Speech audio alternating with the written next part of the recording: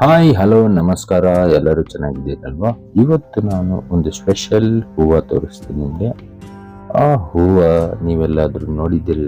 ನೋಡಿ, ಈ ಹೂವ ಬೇರೆಯವರು ಕೊಟ್ಟಿದ್ದು ತಗೊಳಂಗಿಲ್ಲ, ಕೆಳಗೆ ಬಿದ್ದಿದ್ದು ಮಾತ್ರನೇ ತಗೋಬೇಕು.